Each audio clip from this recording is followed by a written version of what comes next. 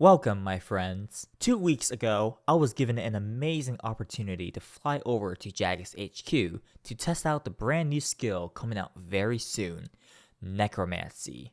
There's a lot of speculation over it being related to combat or being some other support skill, but today, we can finally pull the curtain behind what's cooking. It's time. Welcome to our 4th combat skill in the game. This is Necromancy. Before we start, we need to set some ground rules for now. I can't go into incredibly specific deep dives, considering everything is work in progress and nearly everything is subject to change. As such, this is going to be a more general overview of the skill, focusing mostly on a combat experience, with the occasional high-level look here and there. But again, these are not final thoughts nor a review, and should not be treated as such, only a preview. I will also mainly focus on combat mechanics this entire video. Training methods and the like will only be touched upon very briefly if it's important to the mechanics in general. There are multiple extra layers with Necromancy which don't directly relate to the combat mechanics. With all that said, let's get started. Necromancy plays very differently from melee, ranged, and magic. It is completely separate and independent from those 3 styles, and it will have its own armor, weapons, abilities, and even spells, or incantations in this case. It will also go to 120, making this the first combat skill to ever go to 120, and things like overloads will work out of the box on day 1. Existing hybrid jewelry like Reaver's Ring or Essence of Finality will also come with Necromancy boosts, at least from the build I played. In terms of armor, accuracy calculations with Necromancy default to neutral affinities, aka melee on melee or magic on magic. There are also accuracy penalties for using the wrong armor type, and the accuracy penalty is 80% of the item's armor value. So if you want a hybrid, you still need to swap out armor entirely. In terms of weapons, it is purely dual wield only for the time being. Dual wield abilities as we know it now still exist within Necromancy, so there's always a possibility there will be 2-handed weapons with their own unique abilities in the future. For now though, dual wield is all we've got for the time being. Attack range is around 6 squares, 1 square lower than range with crossbows, 2 squares lower than magic, and 3 squares lower than range with 2-handed crossbows and bows. So attack range might be a little bit of a sore spot with Necromancy for the time being. All well and good, but the abilities and how Necromancy actually plays are the real exciting parts. The design goal of Necromancy is to create a new playstyle within RuneScape that aims to get players into combat more smoothly and more intuitively. The biggest change is reworking auto attacks entirely. Instead of how they currently work, think of auto attacks as abilities themselves. Whenever you use an auto attack, you incur GCD and do a basic's worth of damage in general. Essentially, to compare it to a hypothetical in a live game, imagine if you have Revolution on, and Rack was a 1.8 second ability instead of 3 seconds, and Rack was around 90% to 110% ability damage per hit. That's what Necromancy auto attacks functionally are, and the goal is to streamline ability rotations and to make it more approachable in general without relying on Revolution as a crutch. Jumping ahead here, I do think this works pretty well. The skill floor is lowered by a lot, but there are enough abilities to use where by endgame, I can see high-level gameplay still revolving around more intensive ability rotations. However, I imagine there will be times where auto attacks are actually superior to using an ability due to certain benefits from auto attacks versus abilities. The progression through Necromancy is also changed compared to normal combat. Let's do a quick detour to the training methods. When you finish the Necromancy tutorial at the very beginning, you can train the skill via 2 methods, rituals and actual combat. Rituals are essentially the skilling aspect of Necromancy, not unlike how magic had various non-combat spells like High Alch and Plank Make. You take a couple materials, both Necromancy specific and random other items, and use them to conduct a ritual. Doing so gives Necromancy experience alongside other non-tradable benefits we'll get to very soon. Actual combat is the main bread and butter for training, but XP rates are drastically nerfed compared to traditional combat XP.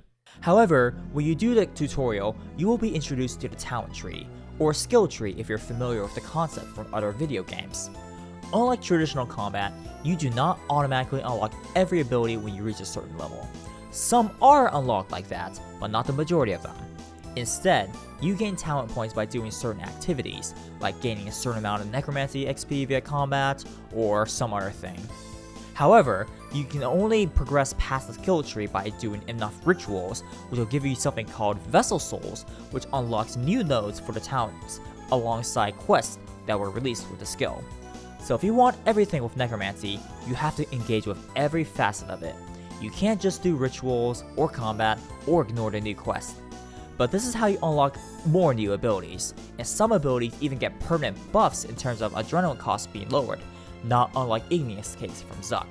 That's not all though, there is one last thing called incantations.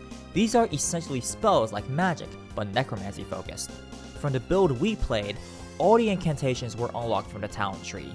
These provide their own unique buffs and can be accessed no matter what magic spellbook you're on, from Bone Shield allowing you to use shield abilities without a shield, to Threads of Fate turning your ability into temporary AoE against 2 extra random targets for around 5 seconds, to Split Soul that is literally the Eldritch Crossbow special attack with no adrenaline cost. Some of them like Split Soul and Bone Shield and Life Transfer did incur GCD, but the rest of them do not and can be weaved into your attacks losslessly. One interesting thing is that because they're not tied to magic spellbooks, it is totally possible just to bring a Necromancy weapon swap to use Incantation to swap back, like using Darkness to gain 25% dodge chance on attacks for 30 seconds with a 60-second cooldown. And since that is lossless and doesn't incur GCD, it's just free damage reduction in general. These will use 4 new runes that come with Necromancy as well. But what is Necromancy without being able to summon a bunch of minions to fight alongside you? Do not worry, because this stream is alive. In the pre-release build, there were 3 different conjures, or summons in this case, to use, all 3 with different functions. These are essentially ultimates and are really cool. Not only do they fight alongside you and just do auto attacks, they also have really good passives and even come with a special attack that can be activated when you press the keybind again while they're summoned. One of them, for example, is a Skeleton Warrior that builds a rage stack with every hit, and certain thresholds will increase its attack speed until it maxes out, where all of its hits will crit. Its special attack is a rapid swing where it hits like once per tick for a total of 10 or so hits. Combined with its rage stacks, it can end up as an insane burst of damage when used at the right time. Through the talent tree, you can increase their duration, lower their adrenaline costs, and more. And because they're ultimates, Ring of Vigor and Conservation of Energy will save 10% adrenaline each and drastically cut down on overall adrenaline costs. The main downside is that conjures don't last forever, and when they die, they go on cooldown. But you can extend their lifespan using an incantation called Life Transfer, which sacrifices 50% of your max LP to extend them by 15 seconds, with a 15-second cooldown. So in theory, you're able to extend your conjures forever, but you need to make sure you constantly have the health to funnel health into them, as well as perfectly remember to extend them, because Life Transfer does actually incur GCD. Keep in mind that it doesn't matter how long they live before they go away in terms of cooldowns though. A conjure that lived for a full minute would still incur their respective cooldowns when it goes away, the same as a conjure that had never gotten extended at all. One thing I found interesting with Necromancy is the adrenaline gain. Necromancy auto attacks and basics all give 9% adrenaline as a base. Fury to Small makes basics give 10%. Impatient and even Invigorating all work as you expect. In fact, the latter is actually super worth it now, since it now gives a guaranteed 12.6% adrenaline per auto attack, compared to a coin flip with Impatient. As such, Necromancy has the best base adrenaline gain, discounting other abilities and gear from other styles like Hydrix Bolts or Tsunami. So with all the basic information and foundations laid down, how was the Necromancy experience? Well, considering everything is a work in progress and we only got our hands on the entire skill for a measly 2 days, it is completely impossible to make any definitive statements at all before release. I can only talk about what I've tried, certain stress tests I've done to bug hunt the best I could, and some feedback we've given to the developers. My first impressions with Necromancy as a combat skill were quite positive. While I enabled dev cheats to skip all the way to 99 to test things out later on, the early game experience from moment 1 felt really good. To me, it felt as if it were an actual evolution of pre-EOC combat.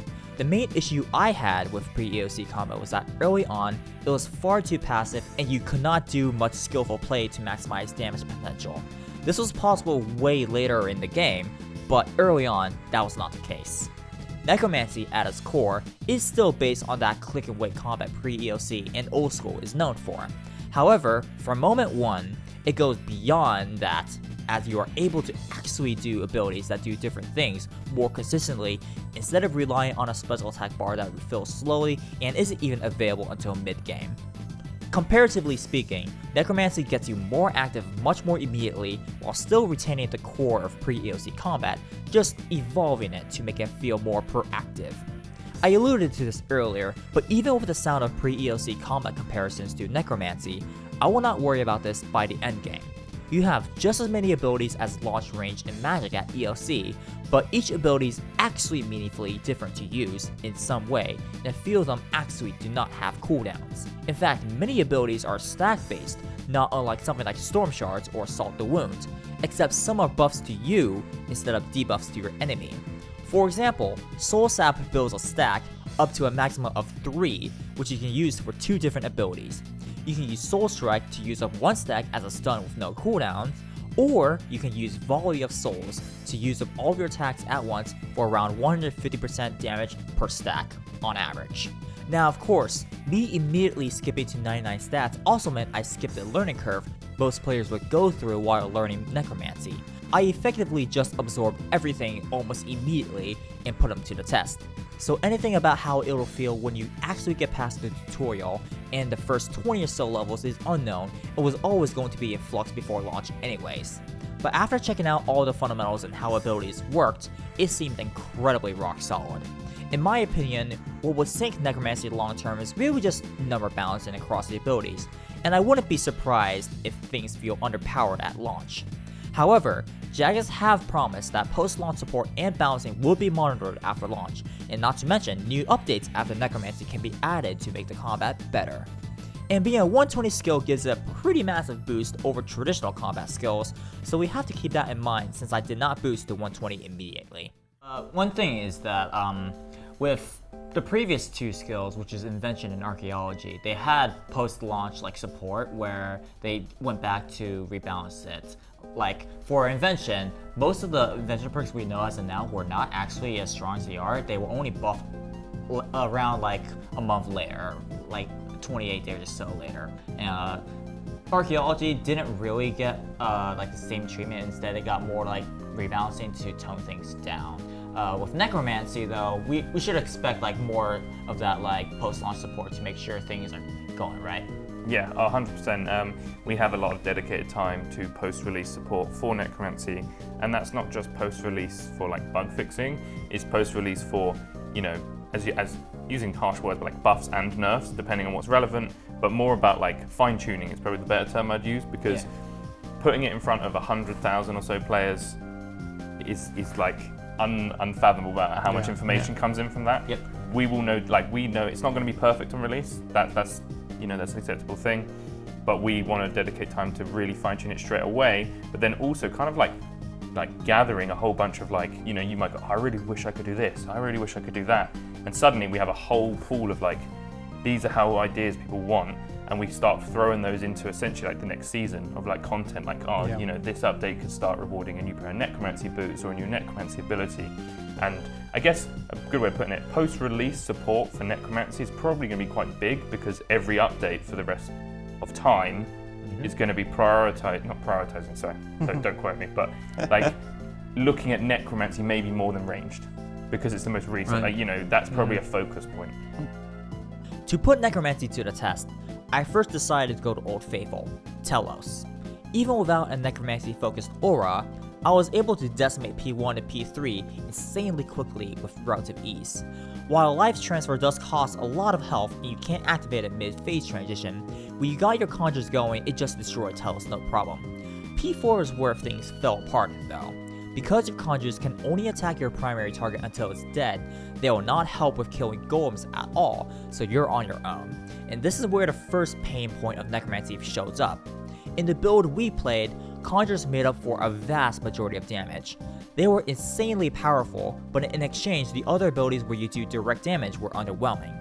While the core fundamentals were rock solid, and I can attribute weak performance to being thrown headfirst into a brand new paradigm shift for RuneScape combat, I didn't feel like I was strong enough on my own without my conjures. and because Conjurers could only attack the primary target with no way to influence what target they should stay on, that was very, very rough for sure. P5 Telos could go fine if you just focus on Telos himself, and if your Conjurer was so active from P4, but not having Adrenaline Dumps available versus every other style does hurt overall damage to not be as good as the other styles on P5 itself. That being said, on the flip side, the Conjurers seem to follow you across Telos phases just fine, which is great. But overall, the Conjurers were the crown jewel of the pre-release build, with the actual abilities outside of the Conjurers feeling a little bit underwhelming. I won't go in depth because numbers and balancing are always in flux, but Conjurers not attacking new targets really was the worst feeling part of Necromancy by far, and both Archlacor and Soul-like really put this to the test. When it forces you to attack other things and they're also DPS checks, it feels absolutely terrible for your Conjurers to basically just stare at a wall while you're out struggling to do damage. Solo Soul-like felt even worse. Even with Split Soul boosting damage, it was still pretty rough to clear arms by myself without my Conjurers helping. We're told that Conjurers will be fixed as a priority, so hopefully that pans out by release. In terms of kill times, they seem slower than top tier DPS from traditional styles. Even in terms of effort, spamming life transfer to keep your Conjurers alive is relatively intense and also quite dangerous. Even with how strong Conjurers were, it felt more difficult and resource heavy to utilize versus other styles, or at the very least when mechanics got in the way, it really hindered DPS. But once again, I should stress that this is all pre-release and this is not necessarily representative of how Necromancy will actually be at launch. Of course, as someone who loves diving deep into combat mechanics, I wanted to poke and prod at the mechanics to see what I could break, and I did find a couple of things. One of them being able to use magic spells losslessly without any loss in GCD. Right after an auto attack, I was able to get a Lossless Smoke Cloud alongside an ability with no ticks lost, and if I use another ability right after that stacked ability with Smoke Cloud, I could just keep using auto attacks no problem. If I didn't use another ability after that stacked ability with Smoke Cloud, I would have to wait a little bit before I could use auto attacks again. We were told this would be fixed before release, though. I was busy looking at like all the little intricacies, like for example, like easy smoke clouds in the middle of like auto attacks and the like, where I found out that you could actually losslessly apply smoke cloud right after an auto attack, and then just like auto attack, smoke cloud plus ability, and then ability, and just go back to normal. Now, if you were to do like just smoke cloud plus ability, you will have to wait until your auto attack goes. It actually would be possible. No, it should be possible, right? It's technically possible, but you have to like space it out a little bit. Yeah, you have to space out every 2 auto attacks. When you use a magic ability, or I think you're only going to use magic autos. Yeah. It will not allow you to attack again. It depends on how you do until delay, right? Based on until the attack delay. Does it and then incur if you swap, no, it won't do GCD, right? But when you swap weapon to Necromancy, we basically say, are you doing an ability? If not, can you do an auto attack? And the auto attack still cares about the main hand's delay right now. I believe maybe no, actually, you're probably right. You probably can major. Yeah, because you would be able to. Because if Lucario is saying you could smoke cloud losslessly, then you should be able to auto attack. But we'll change that because that's. That would be awful. But it might be hard. That would be awful. Not a problem. Changing it to Necromancy. Perfect. That's all I have for now. Necromancy is one of the most exciting updates to me as a combat junkie, and I'm insanely hyped to dive deeper into Necromancy. I hope you enjoyed this overview of Necromancy mechanics. If you like what you saw, please give this video a like and subscribe for more endgame content. Any support means the world to me. But that's it for me. I'll see you all later.